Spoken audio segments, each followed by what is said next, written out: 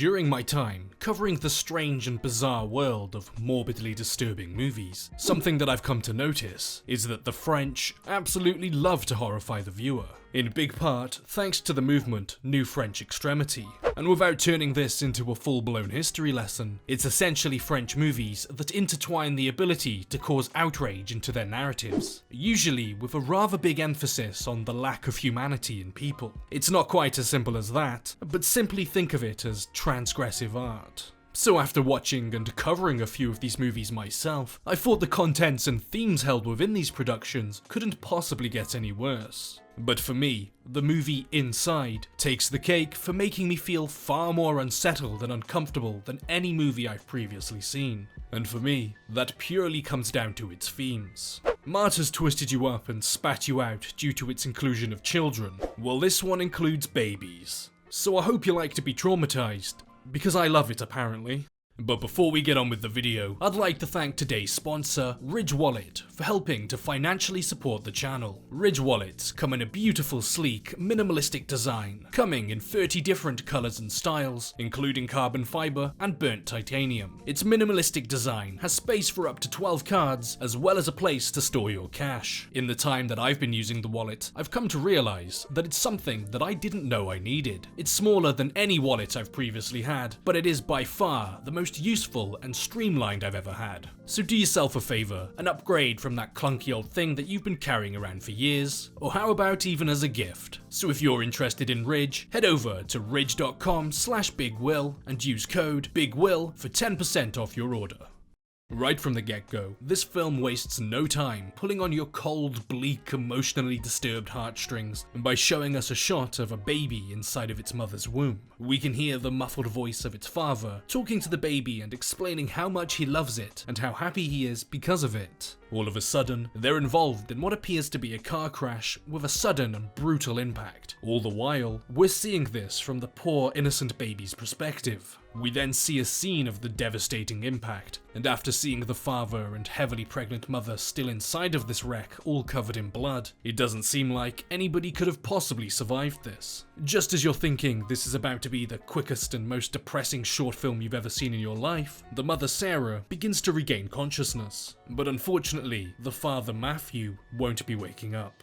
We see that 4 months have passed since the car crash incident, and Sarah is in the hospital on Christmas Eve, undergoing an ultrasound 1 day before she's due to be induced. And by some sort of a miracle, the baby has survived. Understandably, after suffering such a loss, especially in a way that was so horrific, Sarah isn't exactly in the mood for rainbows and sunshine. She's not really in the mood to socialize right now, pushing friends away as they try to help her out, and in all honesty, she'd rather just be on her own. Sarah is a photographer for a newspaper, and after visiting the hospital, she's sitting in a park waiting for her boss to come and speak to her. While she's sitting there, she begins to take pictures of a father and mother teaching their child how to walk. Sarah stares ahead blankly at the couple, almost being brought to tears, knowing that now her partner is dead, she'll never have what this couple has. Sarah's boss arrives, and the pair begin to discuss an ongoing riot which is happening somewhere nearby. Her boss then drives her home, while stating that he'll come by in the morning to take her to the hospital. After returning home, Sarah begins to reminisce about her dead partner while looking at a wall of photographs. She begins to imagine that he's there holding her and that she is in the comfort of his arms. However, she is quickly brought back to reality with the realization that he is in fact dead by seeing his head brutally smash against the windshield of the car, killing him.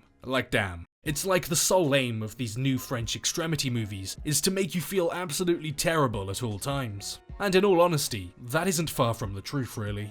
But because this is a new French extremity movie, things are about to get a lot worse. Like, seriously a lot worse. Sarah falls asleep in her rocking chair, but is suddenly awoken to the sharp feeling that she's about to vomit, before ejecting what appears to be gallons of milk from her insides, and then falling down on her back, where she proceeds to give birth through her mouth.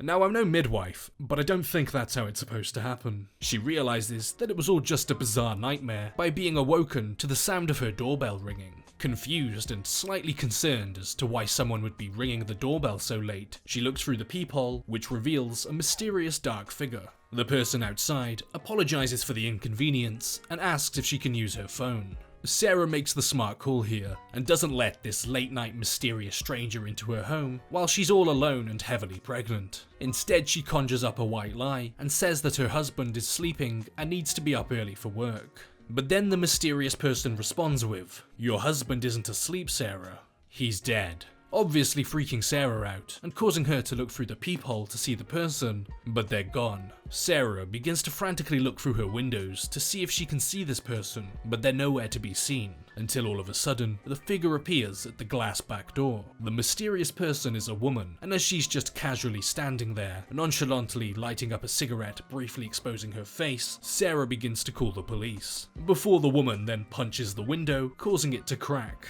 causing Sarah to grab her camera to start snapping shots of the woman, which then causes the mysterious woman to flee. After a while, it appears that the woman has well and truly left Sarah alone, so she decides to go and develop the pictures that she has taken that day, and to her surprise, the woman can be seen watching Sarah in the pictures that she took at the park. Eventually, the police do arrive at Sarah's house and perform a search of the property. After looking around and finding nothing, they reassure Sarah that everything is fine, there's absolutely nothing to worry about, and another night squad will check on her in a couple of hours to ease her mind. And then they leave, putting Sarah right back where she started, vulnerable, exposed and alone, with some sort of psycho door puncher on the loose. I'm sure this will go down fine.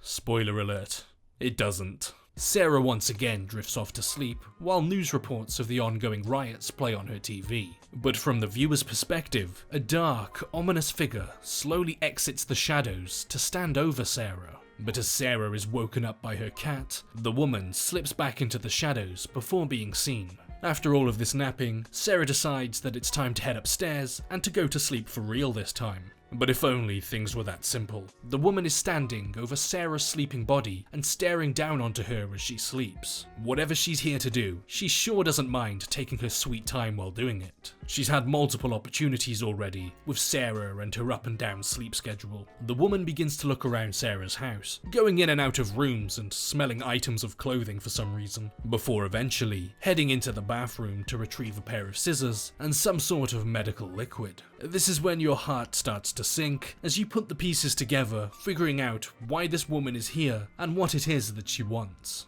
Remember when I said things get worse? Scissors in hand, this woman exposes Sarah's pregnant stomach before sliding the scissors across it. And then without an ounce of hesitation, she pushes the tip of the scissors into her pregnant stomach, causing Sarah to spring awake and defend herself in a mad panic. The woman slashes at Sarah's face and attempts to plunge the scissors into her chest. All the while, it makes multiple cuts to the distressed baby's perspective and then back to the women fighting each other. Sarah manages to get hold of a lamp, cracks the woman over the head with it, before fleeing and locking herself in the bathroom. I know we've technically covered far worse scenes with much more violence and gore on this channel, but something about that scissor scene sends shivers down my spine.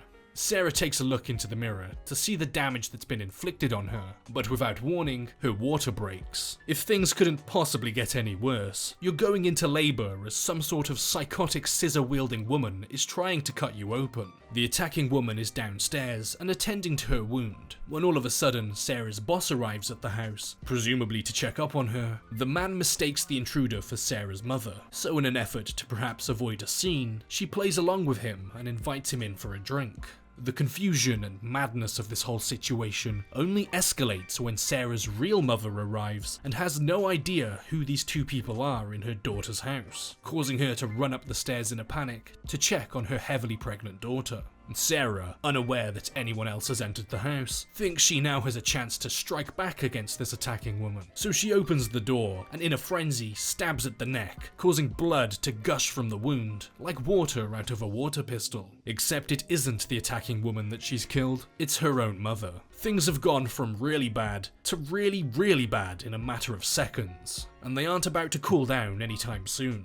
Sarah's boss, completely bewildered about what's taking place in the house, walks up the stairs and towards the dead woman's body. But before there's any chance for him to fully grasp the situation, he is stabbed through the back of the knee by the woman, brutally stabbed in the groin and the face, and is then finished off by having his throat cut open. The woman drags the man's corpse down the stairs and out of the way, presumably so she's got more space to conduct her killing activities. But by some sort of miracle, the man wakes up after surviving this initial attack. Unfortunately, the miracle is short-lived, as the woman places a pillow over his face, stabs it, and then violently pushes the blade into his brain. This gives Sarah the opportunity to run to her bedroom and retrieve her phone, but after realizing that the woman has already taken it, she quickly returns to the bathroom. But as she is closing the door behind her, the woman grabs Sarah's hair and attempts to pull her back out in a struggle, where we once again get the grim reminder that Sarah is going through all of this while heavily pregnant, as we see the baby in clear distress. But Sarah isn't about to give up so easily, so she turns around and stabs the woman through the arm, causing her to let go. It would be pretty reasonable to assume that due to the already insane amount of graphic content that this movie has subjected us to, that we'd already be over the hump in regards to being shown horrific and brutal acts of violence. But the new French extremity genre really doesn't like to make it that easy on us. Things are progressively going to get worse and worse, until eventually the movie reaches its end. If killing a person and nearly killing a person isn't enough, the attacking woman sits down smoking a cigarette outside of the bathroom when Sarah's cat approaches her, and for a second it seems like she isn't going to harm the animal, as she just sits there petting and stroking it. After all, she's only here for what's behind that door, and that cat isn't in her way at all. But no, the kitty has to die too, and she violently breaks its neck before tossing it aside like trash. As the woman is carving a hole through the bathroom door, Sarah is sitting in the bathroom, suffering from contractions, and after all of this time, she eventually decides to ask her, "Why me?" In a rather menacing and morbid way. The woman replies simply with, "I want one." She's not trying to kill Sarah, she's trying to kill Sarah and steal her baby. This might sound like some sort of elaborate fictionalized idea of some psychotic woman that couldn't possibly happen in real life. But if you want to be disturbed far more than this movie could ever make you feel, Google fetal abduction. While rare, it's far more common of an occurrence than you might actually think. Movies have this ability to be truly horrific if they want, but reality can be far, far worse. The second batch of police officers arrive to conduct that check on Sarah, so the woman quickly rushes downstairs to clean herself up before pretending to be Sarah to the officers and convincing them that everything is fine. While this is going on, Sarah has managed to carve a hole through the door and is reaching through in an attempt to free herself from the bathroom. Out of nowhere, the woman grabs her hand and impales it to the wall with a pair of scissors just as the officers are outside of the house. But they get a gut feeling that something isn't quite right with the woman that they've just spoke to, so they decide to knock on the door once more and enter the house. They hear Sarah upstairs, moaning in pain with her hand impaled to the wall, and it's at this point that the movie has two options. The woman is apprehended for her crimes and Sarah is saved. Or number 2, the insanity meter is about to hit 11 and things are about to kick off big time.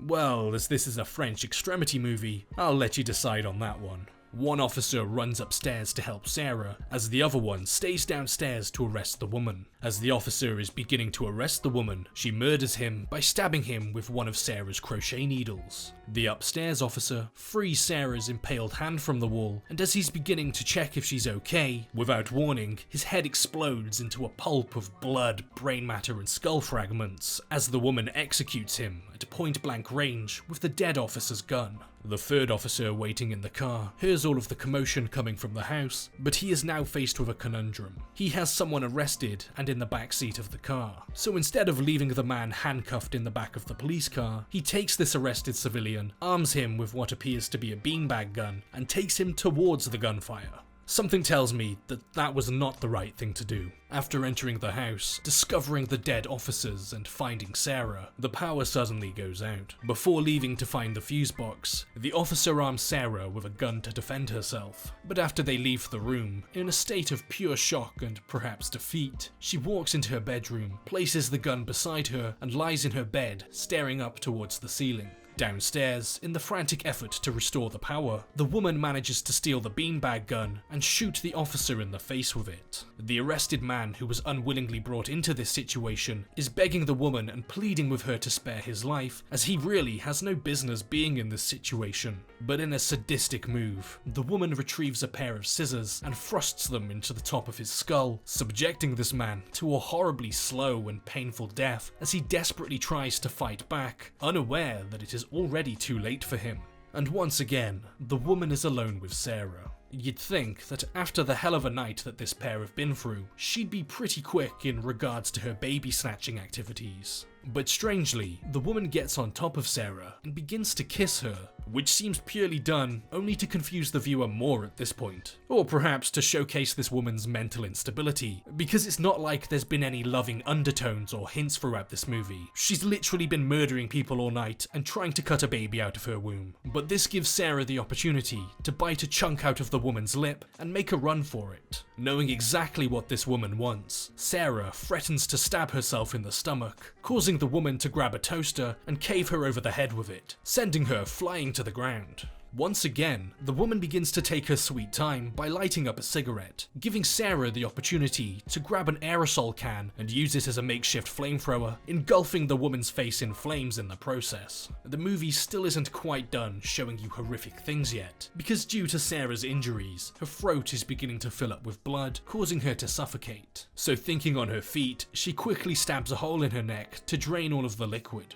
It's at this point Sarah decides that enough is enough, so she creates a spear out of a knife and a metal bar, causing her to become the hunter for once. She's going to end this. Except she isn't, because this movie really likes to play with your preconceived expectations. After finding the woman cowering in a cupboard, the woman explains that she was in the other car in that crash at the beginning of the movie, and she was also heavily pregnant too, but unfortunately her baby didn't make it. While being told this, the officer who was shot in the face with the beanbag gun is for some reason in some kind of unexplained zombified crazed state, and repeatedly and savagely bashes Sarah in the stomach with his baton. This baby really can't catch a break. The burnt woman uses the spear to kill the rather out of place zombie man, and Sarah attempts to escape.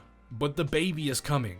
It would appear that instead of cutting Sarah open, the woman is trying to help deliver the baby. But rather quickly, things become apparent that a natural birth just simply isn't going to happen. So the woman does exactly what she set out to do originally, and unfortunately for Sarah, performs a crude cesarean, killing her in the process. We see Sarah lying on the stairs dead as her guts hang out with literal gallons of blood pooling beneath her. And then the movie finally comes to its morbid, despair-filled end, with us seeing the burnt woman cradling this baby while sitting on a rocking chair in a dark red room.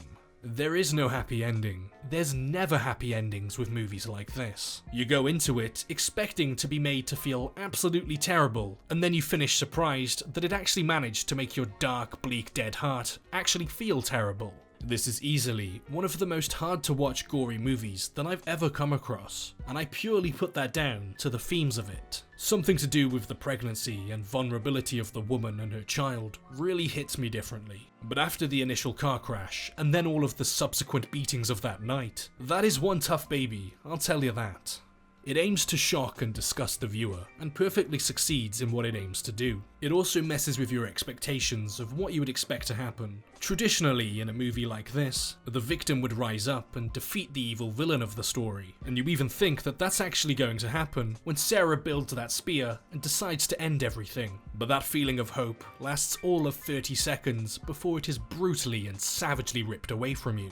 It's just kind of a bummer, really. I know there will be people out there who see this movie as simply nothing more than a crude, distasteful, gore-filled feature that has absolutely nothing to offer, but I see a little more in it than that. I see a movie about loss and grief, and how it affects people differently. Both of the women in this movie lost something in that crash. It's just all about how they managed to cope with that loss. While at the same time, I see a mother's undying and devoted love to her offspring who will stop at absolutely nothing to provide safety for them. It's just that it's filled with all of that new French extremity, which hides a lot of meaning a film may have under a pile of hard to dig through transgressiveness that hits you right where it hurts the most. Before we wrap things up, I'd like to give a big thank you to my patrons. Thank you to Dom, Bort, Hunters263, Caleb Barnaby, Rebecca Pitts, Benz, Total Drama Rebooted, Jakey, Benji, Martin Brannan, Natasha Twyman, Rin and Whiskey, Jarrett C. Bees, Nicholas, and Pascal Mathis. It's incredibly inspiring to me that there are people out there who are willing to financially support the channel. Due to the content I make, there's a high chance that it either gets copyright claimed or made ineligible for monetization anyway. So you guys are doing more for this channel than you could ever possibly imagine, so thank you so much. The channel's also got a Discord, so if you'd like to discuss this movie or other movies in general with like-minded people, there's a place where you can come together and do just that. So once again, thank you so much to my patrons, and thank you to everyone else for watching.